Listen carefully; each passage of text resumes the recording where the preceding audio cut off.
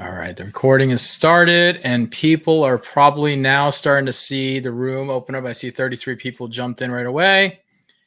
Very cool. If you guys can hear us and you're jumping in here and you're live, if you can drop in the comments where you're calling in from here today, just to get a quick roll check, make sure you guys can all hear me as we're doing this. I see a ton of people here showing up.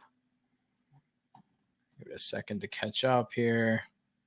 There we go. Hi, everyone. Nashville. I see Jeremy on there. Okay, very cool. All right. All right. Auburn, Alabama. Hello. Boston. We can hear you from Ventura, Philippines. Oregon, Boston. All right. We got a nice group of mix of people from all around the world joining in. Philly over here with Chris. I see you all there. Sounds like I'm coming over loud and clear. All right, guys. Well, I'm excited today to continue on these series with Commerce Roundtable, our web events where we're learning to try to figure out how to help you guys continue to advance, grow revenue, find revenue, and be able to use real core tips and tactics in order to be doing things. Now, today we're going to be talking about, and my guest here that I'm going to be bringing on, Larry, in a second, we're going to be talking about a lot about things that I know a lot of people have been curious about. And what happened was the story goes a little bit where, I was introduced to Larry and their team and we started talking about what they're doing. And obviously there's plenty of tools out there that are, doing different things around intent. But really the thing that seems to be missing in this market is the understanding of the strategy, the mindset of deliverability, and the use of segmentation to really further empower the things that this tool can actually help you do. And so instead of coming in here and talking about tools, we're really going to talk about the strategy, the things that we have. And I've got Larry, who's the CEO and founder of customers.ai on this call. I'm going to bring him up here right now so I can bring him on stage here. There we go, Larry. What's going on? How you doing? Oh, you're on mute, buddy. So we're going to do the mute question. Yeah, sorry about that. Great to be here, Jimmy. Thanks for having me. And hello, everyone. Yeah, no, I'm excited, guys, and we're gonna go through this. We've got a great deck presentation. It's gonna run about an hour. I'll make sure we're pausing for any Q&A. But Larry and I ran through this deck a couple times to ensure that it was very educational heavy, giving you guys a lot of ins and outs, including talking about deliverability and compliance. We're going to talk about messaging and results. We're going to talk about what you can be doing and so forth. So Larry, I know you have a deck. You want to go ahead and load that thing up now? Yep, absolutely. I'm gonna let you control it, and I'll kind of jump in here along the way, and talk about things that I see that I think the audience is probably asking about and thinking about. Yep, I can see your screen here. Got a lot of pretty colors. Great design here on your side here, by the way. Yeah, that's your team did a great job here. So all right. Well, Larry, you have the floor. I'm going to butt in along the way as we go through it and, kind of talk through it. But I wanted you to kind of lead this. But this is Larry. Let you go. Thanks, Jimmy. All right. Excited to be here. Let's jump right in. We're talking about maximizing your e-commerce ROI using some advanced strategies for email deliverability and segmentation.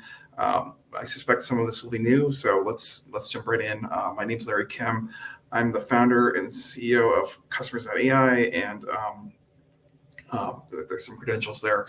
And, look, what we're talking about today, I'm sure you've heard of it before. It's this like intent-based, cart abandonment, retargeting through emails. And obviously this matters because, these dynamic, intent-driven abandoned cart emails, like just forget about intent-driven stuff. Just on a typical, e-commerce or D2C type company, just sending out this one email for your cart abandonment, people can typically be 5% of the entire 5-10% of the entire company's revenue, depending on the business.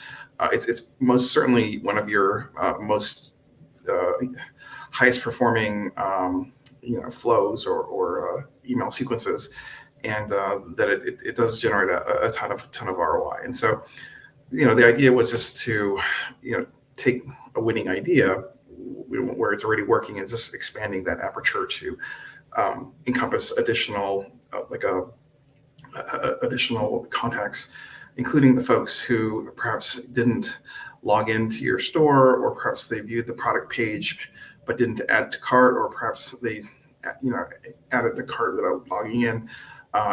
Typically this is an automation flow that applies to a small percentage of your visitor traffic. 2-3% is pretty typical, and using this technology for identification of website visitors, you can typically open it up by 5, 6, 7 times, if done properly. And so that's kind of the genesis of what we're talking about at a high level. This is I would classify this type of technology or tactics in the realm of like visitor identification and remarketing solutions. We're not the only company that does this in the world, but I can certainly explain to you, how these things work and what are the strategies and pitfalls to think about when thinking about these types of solutions.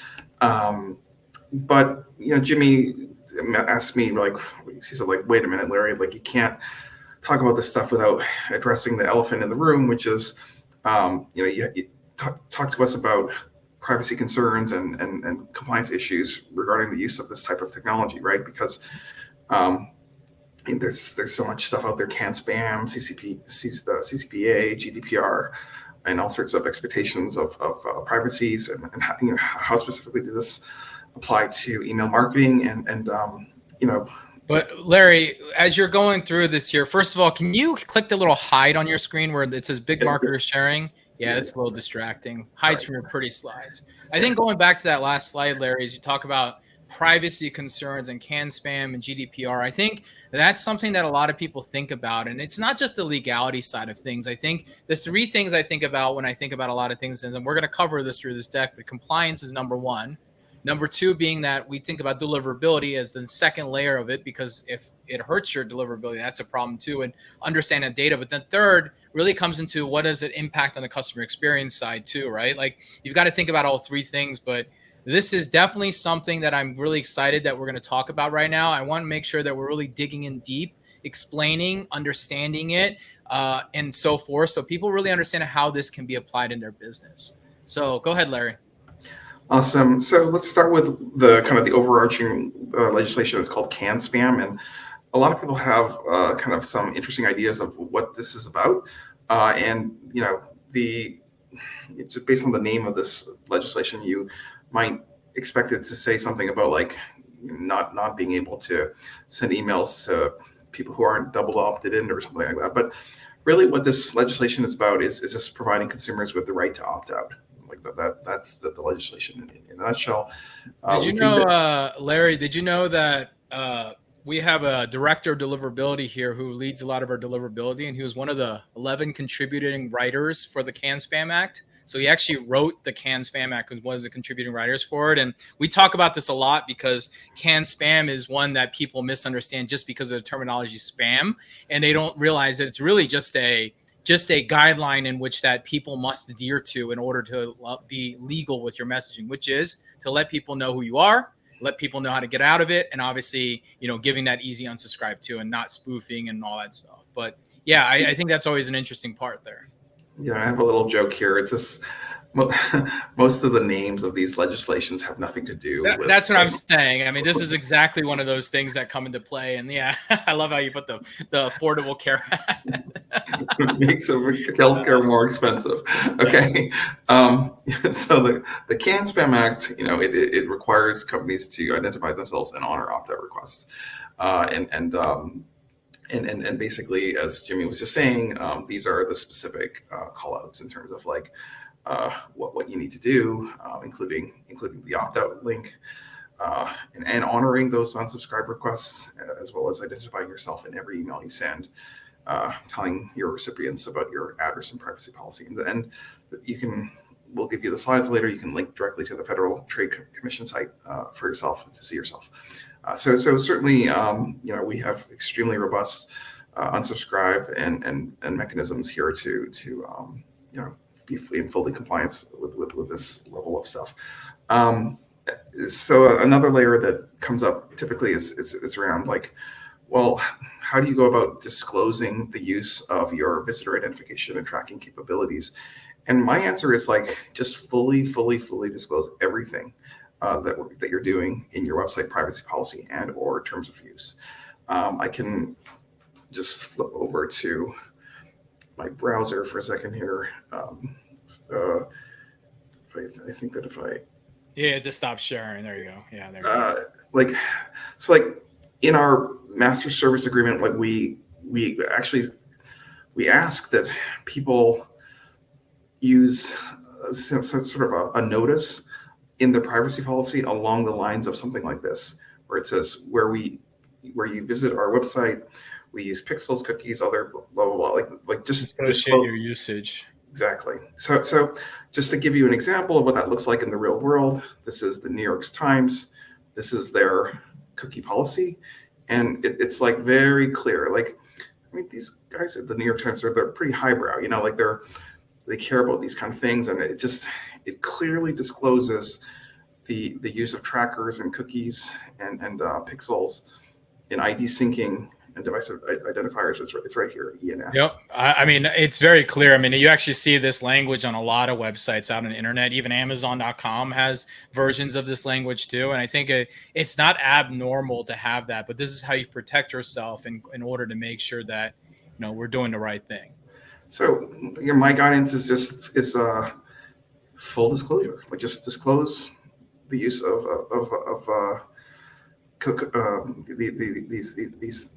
these tracking capabilities fully and completely in your website privacy policy in terms of use.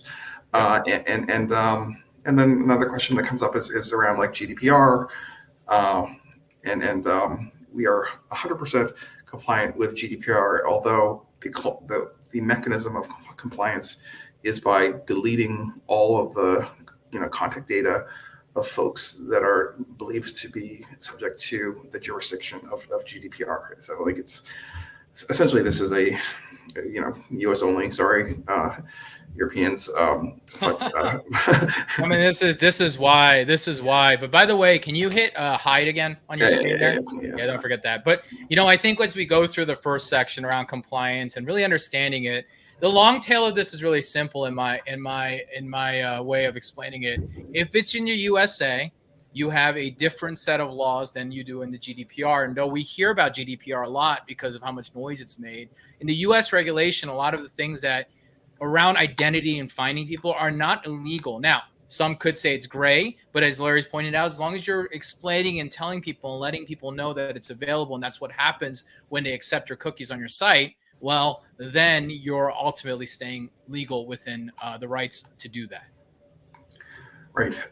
So just moving along, we've talked about disclosures, and we've talked about sort of the legality of this, but there is another arbiter, and that's the spam filter algorithms, because if you don't want to do anything that would damage your email deliverability or reputation, and so it almost doesn't matter what you do. You want to make sure that this is very, very high. And so there's ways to do this, of course, that maintain ridiculously high deliverability, high engagement, low complaint rates. But it is a bit of an art form. I will describe to you, some strategies there. In a nutshell, the way that Gmail kind of thinks at a high level of whether or not something's spam or not is it looks at the engagement rates. It also looks at the complaint rates, bounce rates or block rates. If those are bad, it's probably spam.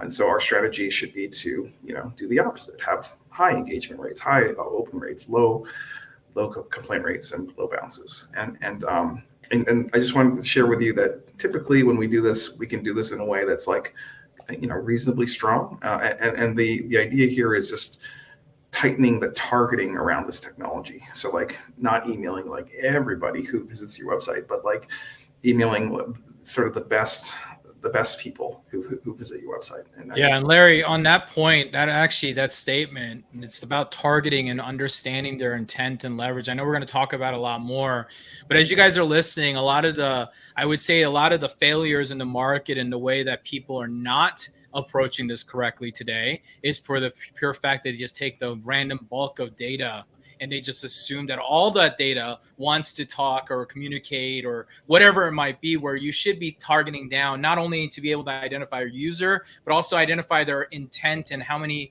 times they've done a certain behavior. Because someone just simply browsing to your website does not mean the same as someone who's visited your site 4 times and added a product to cart. Right? Having that next layer of data and having really good data available to you is going to be the part of the success and how to use this. I mean, a lot of people think about this as a list building activity, but a lot of people shouldn't. That should be more of like a customer finding, and like almost to me, it's like a remarketing. It's like a last chance effort to get them back in on the highest intent, identifying those people. But it's not really about list building. It'll help, but that's not really where the goal is with it. So thanks, Jimmy. I wanted to address like deliverability head on here. There have been some changes to the Google spam algorithm just as recently as February 1st. In a nutshell, they've kind of mandated this 0.3% spam complaint red line where you just can't go above that. My point is to say that that's it's kind of high, like in terms of 0.3 is a lot of complaints if you're just doing traditional inbounding, because like most of these services will flag you if you get to like 0.15 or something like that. So basically the target of this update is not these kind of B2C newsletters and stuff like this.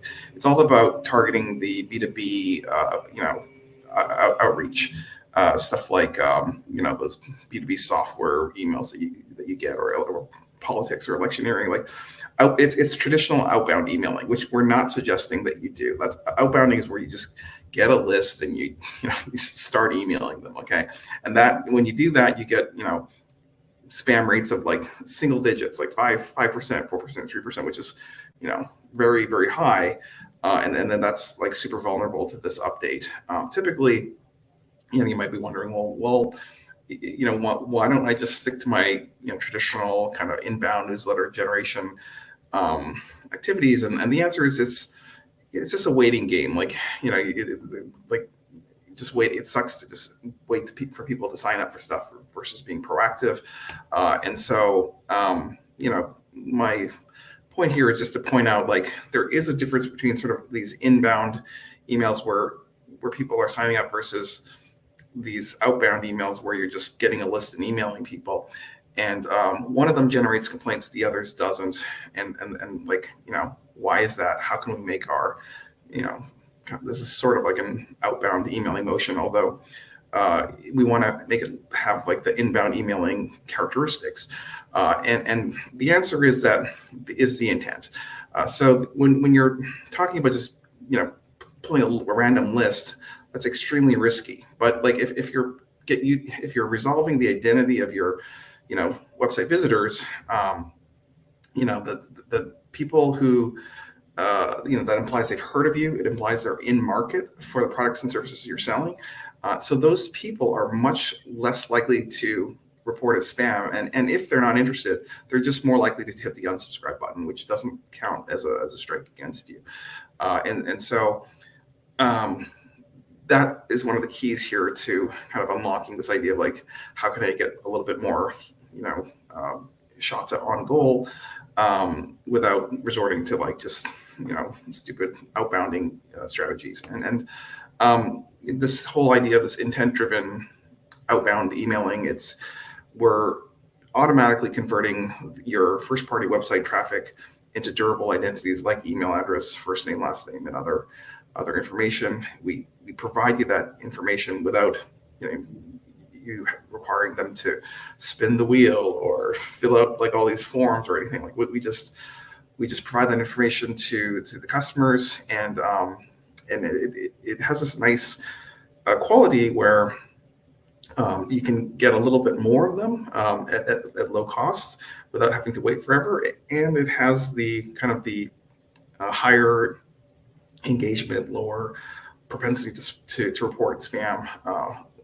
So it's kind of like the best of both worlds. I'm calling this sort of like this area of intent-driven outbounding. You can call it whatever you want, but it's just kind of having your cake and eat it too, if that makes sense. And there's a way to do this where you don't have to be worried about any of those. Well, you should always be worried about it, but like there's a way to do this intelligently where you don't automatically cause those problems. I like the way you explained that, Larry. Intent-driven outbound email marketing, because it kind of is a little bit more outbound than it is an inbound, where typically you get a lead and you're working it because they've raised their hand and elected to be on your list. But this is kind of like in a space where it's not quite pure outbound, but there's a level of it because they were on site and there's other data points that are proving to them to be a higher intent user, basically, which is where it's intent driven. That makes total sense. And once you start layering in like this intent, you can get substantial, like versus traditional outbounding, which I think is a waste of time. You can actually get 10x higher engagement. You can get tons of clicks, opens, replies. The complaint rate becomes more manageable. It also has this nice impact if you do it correctly, where you can actually send positive signal to Gmail, which improves the deliverability and reputation of the rest of your list. And I'll show you how to do this in a moment. And just, we eat our own dog food here. It's very delicious. Not just kidding. This is like a report where it says, like I sent out 500,000 emails and only got 10 spam reports, which is well below 0.3. So it is possible to do this. And that's, hopefully what we'll talk about more in just a moment. So I was going to just jump right in to tell them a little bit about how this works. But Jimmy, did you want to comment on anything else? No, I think that was a good introduction to just kind of get us into the right mindset as you go into these top 3 ways you think about recovery and show examples and stuff. I think these are really cool. And, this is where, we jump into the meat and potatoes of the thing. So very excited. Go ahead, Larry. Awesome. So we're talking about recovering revenue and specifically through the use of visitor ID and advanced audience segmentation, which it's an emerging field, and I think it's very exciting stuff. Before getting into all the tips and tricks, I wanted to just give a little more introduction about myself. My name is Larry Kim. I'm the founder and CEO of Customers.ai. I'm also known as being the founder of a company called WordStream, which was the provider of tools for Facebook ads and Google ads. That was my first business I started in my 20s. It grew from nothing to about 55 million in revenues over 7 years, and that was a category leader in the online advertising space, which was acquired by Gannett in 2018 for about 150 million. I raised about 18 million on that venture. So back to this new company, Customers.ai.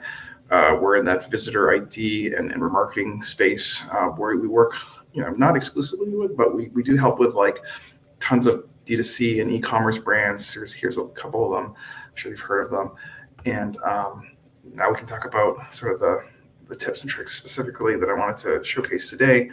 Number 1 has to do with that core use case of expanding the cart abandonment audiences. So you can deploy this technology to identify and target browsers who were, perhaps browsing the page for a very long time, or perhaps, tried to add to cart but didn't log in, et cetera, et cetera. So as I was saying before, this is a pretty interesting technology using,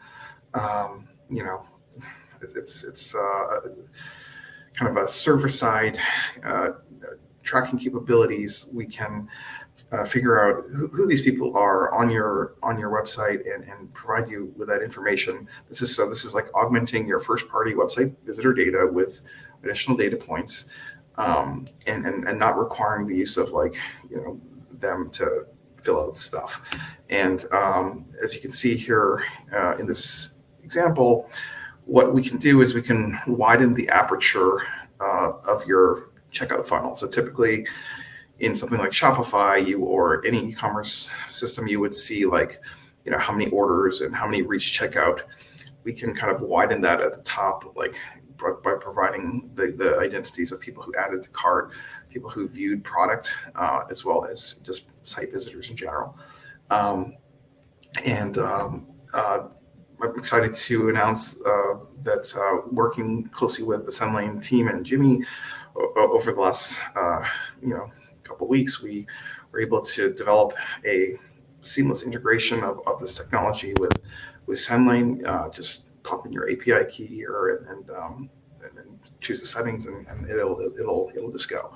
And so the first use cases, I think it's pretty straightforward. It has to do with unlocking all of this additional potential from these high intent, like the highest intent of the fish that got away, sort of thing, and then that's one of our core use cases. Yeah, and when you go back to 2 slides real quick for Larry.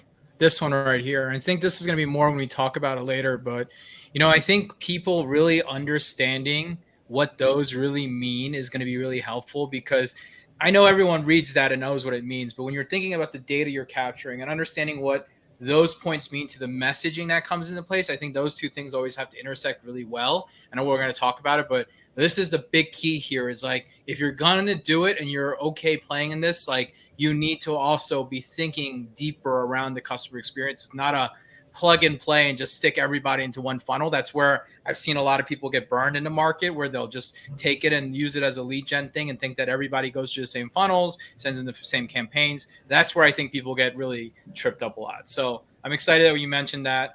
Go ahead and jump into your next level there. I know I slowed you down there. It's cool. Jimmy, so I think you might like this one. It has to do with our number 2 hack, which is powering ad retargeting for your website visitors. And you might be wondering, listeners, like, why are we even talking about ad remarketing? This is a kind of an email marketing show. Well, it's what Jimmy was just saying earlier. You don't necessarily want to email everyone. Like, some people have expressed some interest, but maybe that interest level isn't high enough to warrant sending them an email. And for those use cases, what do? Do you just throw them away? Or no? What you do is you nurture them. You show them ads, is typically what you do, and help them learn a little bit more about the products and services and your unique selling proposition and your all the great things about your brand, so that they can become a higher intent user worthy of emailing in the not too distant future. And of course, we can talk a little bit about this technology. The kind of the backdrop is that ads they're not cheap. The conversion rates are typically 2 to 5%, and remarketing, on the other hand, is the crown jewel of ad targeting. Like, of the people who have visited your website recently means that they're in market and they've heard of you. That means they're 2 to 3 times more likely to engage. Higher engagement rate means significantly lower cost per engagement. It also carries through to higher propensity to purchase. Like, the conversion rates tend to be 2 to 3 times higher. So, like, this retargeting signal, if there's like $1 to spend on ads, you should focus it on retargeting. And the problem is that retargeting doesn't work anymore. This was all based on third-party cookies. You would put the Facebook ad pixel on your website, and using the power of third-party cookies, Facebook would see that, oh, this is Jimmy or this is Larry, because there was a high probability that we were logged into either Facebook or Gmail, or like one of those, you were logged into something in the next browser tab, basically. And that was powered by third-party cookies, which is completely kaput. It's near like basically on life support. And so you can use the same kind of ID technology to kind of recover that lost signal, and instead of sending them emails, which sometimes is warranted and sometimes isn't warranted, you can certainly safely encrypt, and we can do a little bit of data enrichment, send all that data back to Facebook, so that you can power your retargeting ads, so that they can come back, as a return visitor, which then is kind of like raising your hand. So I have this slide here: renting versus owning your own ad pixel.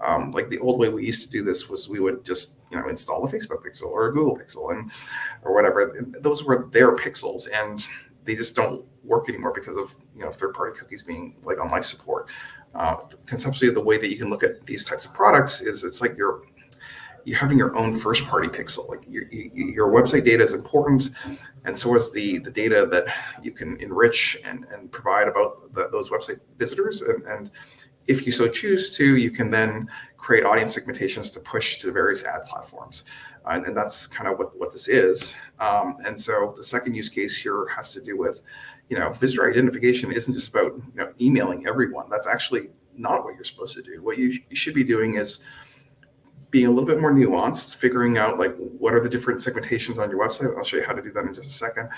Some of them are going to be applicable to emailing, cart recovery types of use cases. Others are not, but you wouldn't just want to throw them away. You would want to nurture through ad experiences, for example.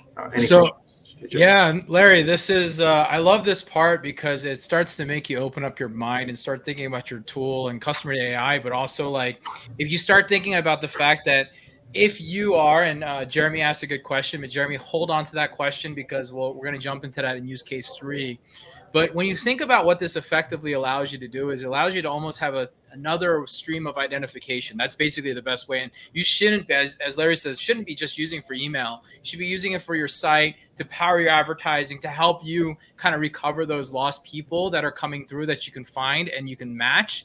And, these are the things you can't do today anymore, not as well as you used to be able to. And essentially you're bringing it back a little bit. I mean, you're bringing back something that people used to love. I mean, back when and it's been years since I've purchased any paid ads, so I'm no expert, but when I was buying advertising, Larry, the retargeting was always the favorite one because you knew you couldn't fail at that one. That was like the easy one that we could always do. The rest of it were much harder, prospecting and stuff. And I know things have changed now, but to bring that sentiment back and truly connect that understanding and let people know, like, if you think about this tool further than just collecting emails and sending emails, you can start unlocking the value of having a great intent tool for your business. Awesome. Couldn't have said it better. So just going to my last tip here, it has to do with segmentation. We've been kind of hinting at it a little bit, but the power of segmentation is the key that kind of, it allows you to unify this idea of audiences and actions.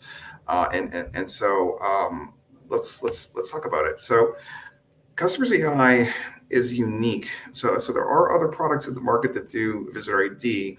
Customers AI is unique in our ability to do user segmentation. So this means that we, like a customer data platform, we track every interaction of these users. Like, did they open? Did they click? Did they visit a certain website page? How many seconds were they on? Like, what was the scroll depth? We track every little bit about like the individual, are they married? Are they blah, blah, blah. Like there's tons of different, is it a repeat visitor? Did they visit a certain URL during their session? So there's so many different ways you can create perfect audiences here. And we allow the users to create these user segmentations. This is key because let's slow down real quick 1 second. Let's go back to this first page because I love this first page because you can start to understand. The thing I love is interactions and intents here and everything to the right of that, where you're really looking at what the person is doing in order to be connected to you, right? The scroll depth, I love that. The page views, I think if you can say someone's visited 4 or 5 pages, the intent just continues to rise. They're spending more time on your site. There's a lot of different things that come into place here, but continuing on, Larry, I just thought that was important that people should see that and make sure you're focusing on the fact that there's a lot of interaction data here. Sure, and one of them is website page visited. So like you might have like a educational program for teachers, like that's separate from the product that you're selling. Like if they hit one or more specific URLs, then you can assume that they have something to do with this other special segmentation. So it's about the content that they're browsing, the veracity of which the strength of that signal, as well as the things that they're doing, like clicking on things. You can mix and match and create different audience segmentations. Why? So that you can do different things with those different segmentations. I think the dumbest thing that you could do ever would be to, pixel everyone who visits your website and send the same, cart abandonment flow. Okay. Which, believe it or not, is, how a lot of these tools work today. You know, a more nuanced way of doing this would be to identify, 5, 10, 20 different interesting audience chunks based on like what they're doing or how engaged they are, or even how unengaged they are. And then mapping those out to different actions. Like, so let's send this to Sendlane, like because these guys are ready to buy, or these people, they're just not ready to buy. Let's show them some ads. But when they come back as a repeat visitor, then we have a repeat visitor signal that will push them to a specific email, not the same email that we're sending everyone, like to the one that recognizes like that journey. And so this is hopefully you can see here that this is quite a powerful force multiplier here. And I love this, Larry, because what you've done here is said, look, you can identify a lot of people, but understanding where their level of engagement is going to allow you to segment those people in real time. And it's going to allow you to drive just the most meaningful audiences, but don't waste the other audience. What you should do is fire them off into your ad networks so that you can empower and enrich your ad pixels so that you can hopefully get those people to get into one of those engaged states. I love when you can think about the movement of, identification. You need to understand their intent, throw the people with the low intent into somewhere to nurture them and warm them back up, which is your advertising or top of the funnel, ultimately getting them back to an engaged state where you can drive them into an action ultimately. And that's what I see on this thing. And, this is how I would break it down. And one question I have here, Larry, that I think we should answer for Jeremy is like, what do you consider the match rate, compared to what your average match rate is for a site, like for a direct-to-consumer business? What do you generally see? 20-25% match rate for just visitor to an email is pretty typical for US consumer type businesses. Yeah. Look, that's a significant fraction, and maybe you're converting 5% of your visitors just organically. What I want to say is that our pile, like our 25% or 20%, is uncorrelated to your pile of 5%. Yeah. So this could be completely additive. You see what I'm saying? Yeah. No, that's very cool. This is kind of pulling this all together. As I was mentioning it before, like we track everything. So like here's a user journey, like where it's like somebody comes in, it's like jamie@me.com or something like this.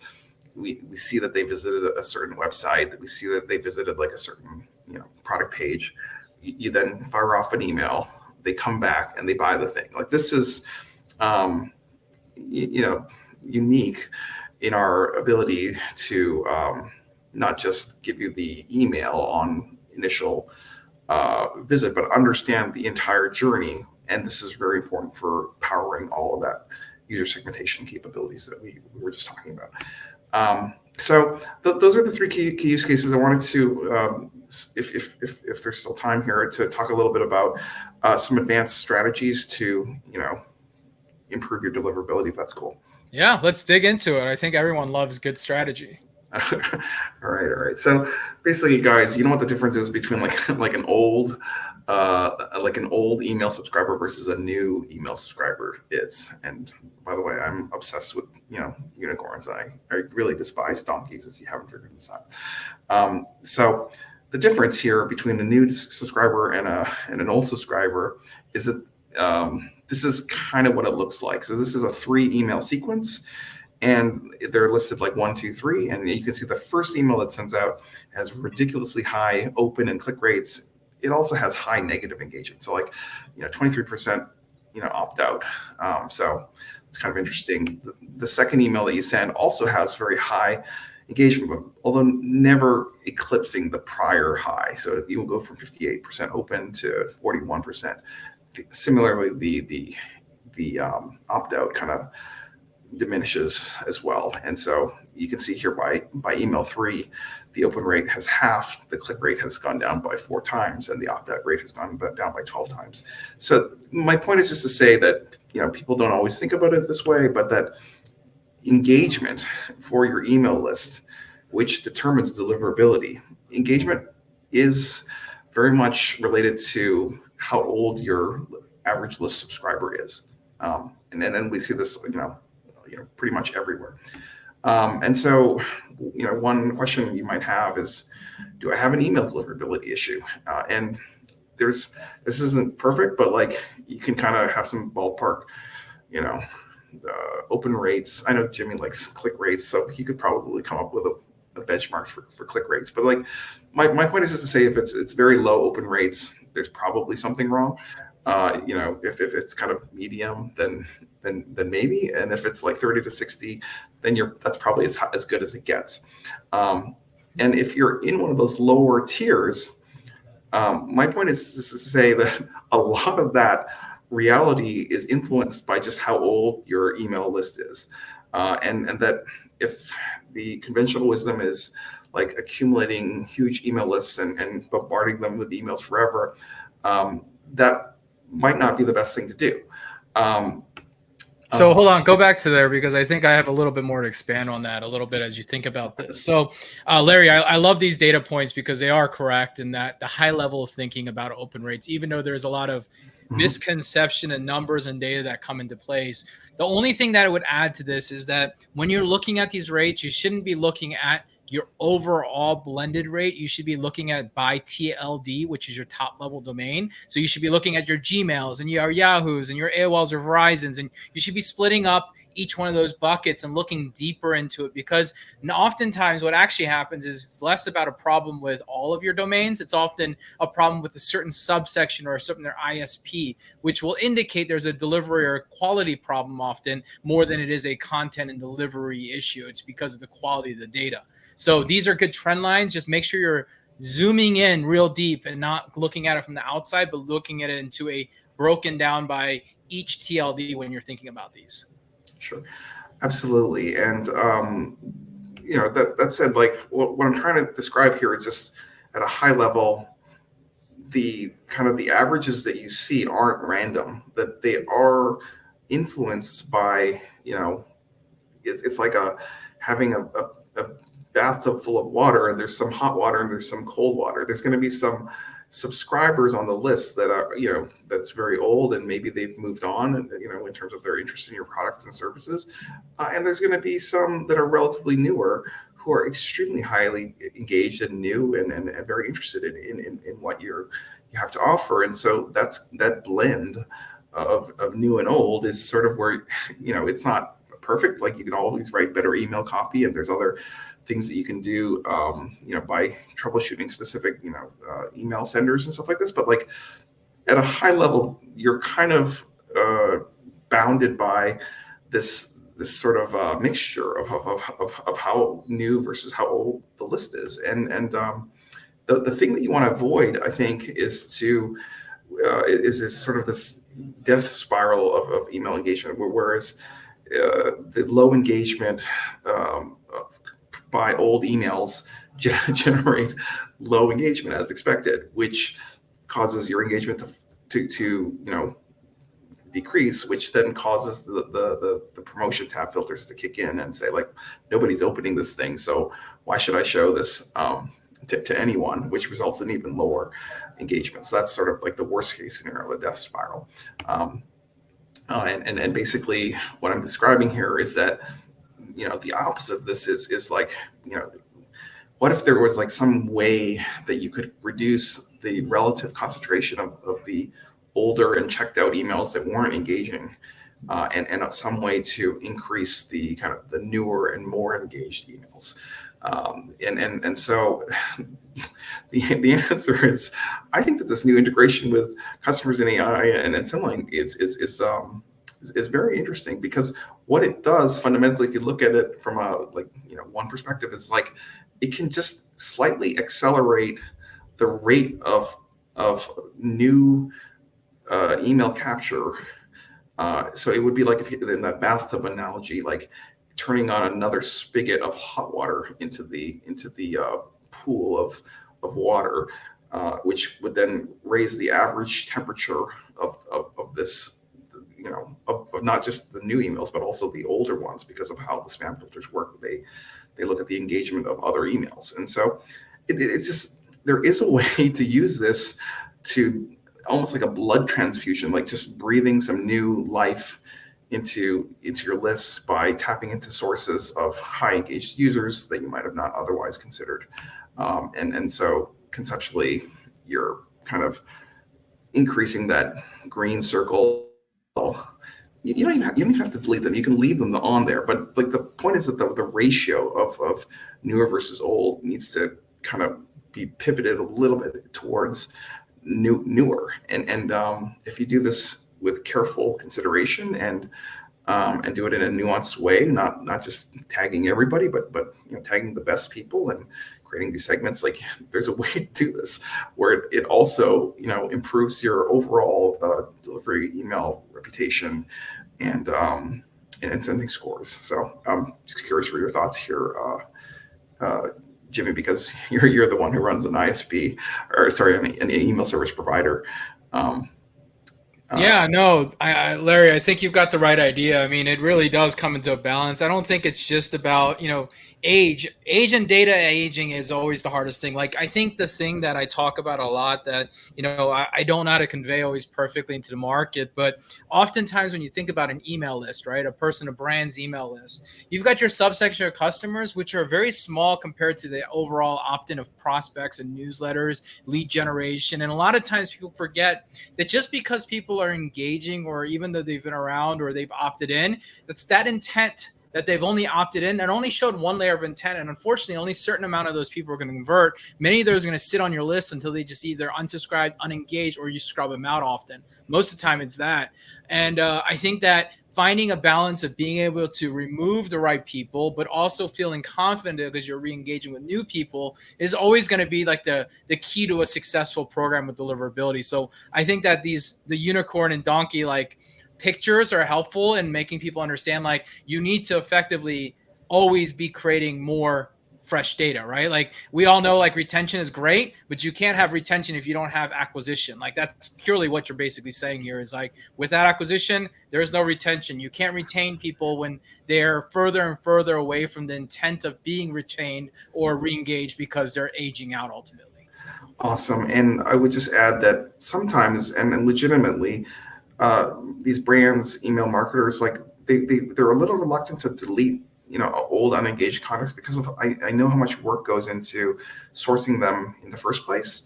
And what something like a customer's AI could do is it could make you feel less anxious about cleaning up some of the stuff that has kind of checked out, because it's a new source of stuff coming in from the top.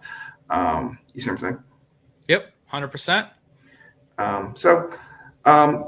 Guys, what I wanted to share was just that this is a very nuanced technology, just like email marketing as a channel.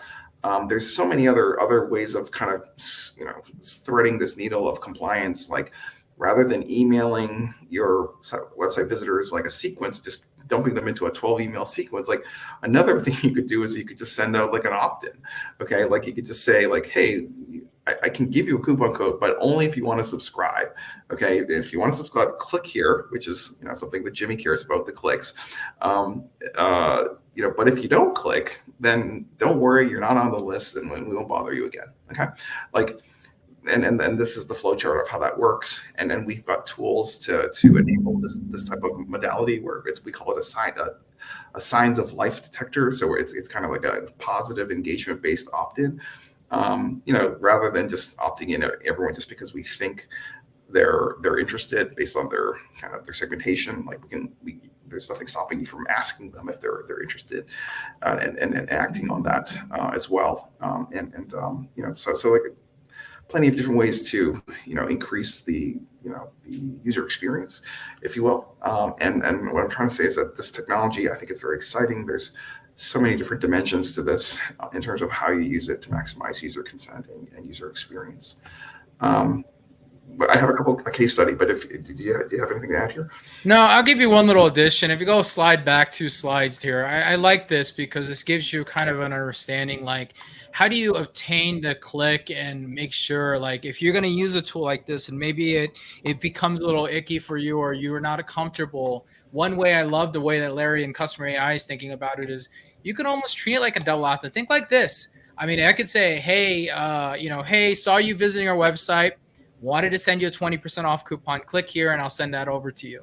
Right? Like instead of making it a here's your 20% off coupon, you're creating almost a second layer of action after you've created enough segmentation data behind it. So if a person clicks, then you can automate it to that click would automatically fire off a coupon to the user in that next email. And then you're getting another layer of intent of open and click from the user, which really qualifies the user and puts them into a place where there are higher intent value than a typical opt-in ultimately, right? So I think there's a lot of ways you think about it. I mean, this is essentially the same way that people think about pop-ups. Sometimes they think, oh, if I enter a pop-up, I don't want to give them a coupon right now. I want them to click and go back into their email and find it. Now, I don't agree there on a lot of times because the intent is very different. But in this case, when we're finding users that are visiting your site and connecting them, this is a great way to get permission. And people will never get upset when you're off asking for permission too on an email.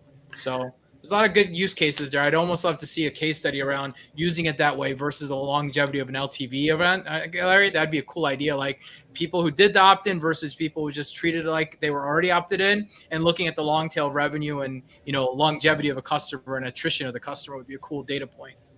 Sure. There are other companies that do this type of stuff, but what I'm trying to stress here is the way that we're designing this technology here at Customers.ai is to provide maximum flexibility for the brands to leverage this technology in a way that meets the kind of comfort level and user experience required of their brand. And that is something that's very unique of what we're doing here. Rich Dad Poor Dad. This is have you ever read this book, Jimmy? Yeah, of course. It was a staple of a young entrepreneur's book, Rich Dad Poor Dad, learning about money management and how to think about money. Yeah, for sure. Yeah. So this is one of our shared customers. They're using Sendlane, and they're also using Customers.ai. We have a bunch of these, and I'm excited to share like a little bit about their strategy. They're using our ID technology to identify people who come through ads. They do a combination of segmentation and direct emailing or sending to Facebook ad audiences, and then some of them they go straight to Sendlane, and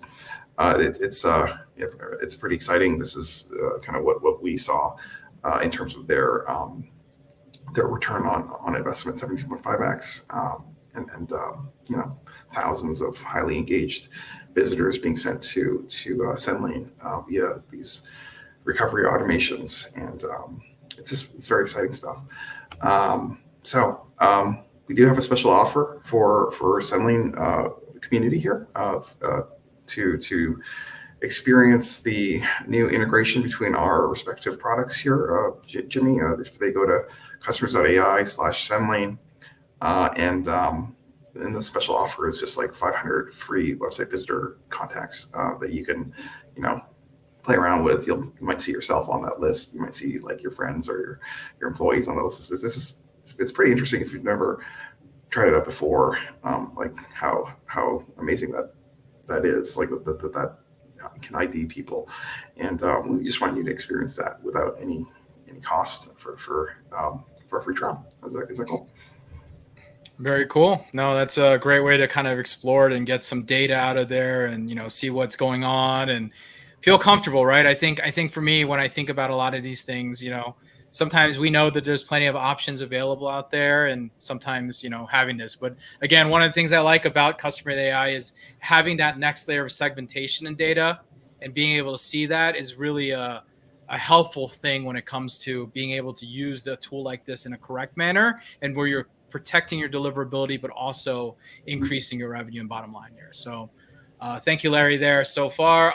Let's see here. Anything else here? Do we have anything else, or should we jump over to some questions? We should jump to questions here. Yeah. So if you have questions around some of the things that Larry has kind of chatted about, up or down, there's definitely something there. I did see someone, HU, mention, let me see if I can pull this up on screen. I don't know how. Okay, well, I just installed Customer.ai on my website. Will it prevent pop-up boxes that I've set from showing up? I would say no, right? It should have nothing to do with that, right? No, it's a asynchronous loading script that runs in the background, and it's not going to affect with anything really. Yeah, absolutely. Obviously, I think I already answered the other ones on yes there. Anyone else have some questions as you're kind of sitting here? We got Larry with plenty of knowledge when it comes to this stuff to share and talk about. You got questions, legality questions, anything that we talked about or anything else? Let's make sure we have the open floor. Let me give it 30 seconds. Larry, anything else as we're just kind of wrapping this up? What are you guys working on into the future, Larry? Like, as you think about this expanding and some of the privacy laws changing, what's your future look like? One of the use cases that we're actively working on has to do with just signal augmentation. So just if you think about this last flow chart that I showed you here, can you still see my screen or no? Yes. So like there's another flow chart where what we can do is we can capture an email. We can check to see if it's in the user's email service provider or not. Okay. Yeah. If it is, then send a signal to that email service provider saying that so-and-so has come back, and therefore you should trigger the welcome back email sequence or whatever, or however you wish to handle that. Versus if they're not in there, then perhaps the customer might prefer to do nothing with it. So it's just like an even more compliant way of powering these types of interactions. And we haven't yet developed this for Sendlane, but if 5 people from this call were to sign up for this, I would certainly prioritize that use case. But do you see how that's like another way that you can be even more compliant, because you'd only be emailing people who previously opted in through some more conventional way. Are you following me here? Yep. No, I like it. I think that's definitely unique, and that's definitely a good edge case as you're thinking about it. What else you got, Larry? Like, what else are you guys thinking about into the future with this? I think there's a lot of ways you can go with this, because you're kind of attacking the whole cookieless future with an attack in a different way of looking at the cookie, essentially, or a different version of the cookie ultimately, right? Through identity. Right. I think those are, you're kind of describing how I think about this. Like this is a alternative cookieless first party cookie. I'll have to think of a better way of describing it. And there were all sorts of use cases that marketers kind of relied on with their third-party cookies that are just completely dead right now. Like remarketing is one of them. Repeat visitor identification is another one of them. User tracking. That's a use case that isn't completely dead, because a lot of that has to do with first-party cookies, but we can certainly enrich that use case by supplementing it with the data that we have. You see something? So yeah.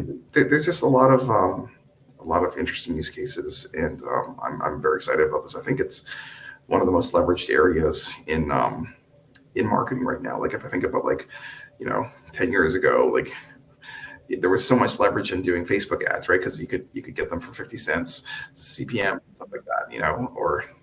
Oh man, I remember the days in 2008 where we got 2-cent leads from Facebook, and exactly. You know what I mean? That was a whole different world. If I had more money in that lifetime, I would have been a much richer man. Which would have been, I didn't have the money. I could only spend $100, and I couldn't do it. But if I did have the money, it would have been a different world. But Chris asked a great question here.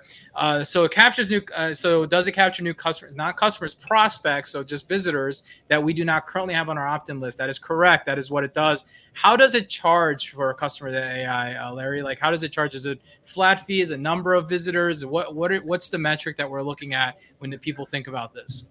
Sure. There's a platform fee of either $199, $399, or $799. And if you look at our website, there's tons of different features that we have, like remarketing or B2B enrichment or email deliverability tools. Like there's so many different features and functions that we have. You just pick a package that has the features and functions that you have, and that'll be like one of the 3 packages, like low, medium, high.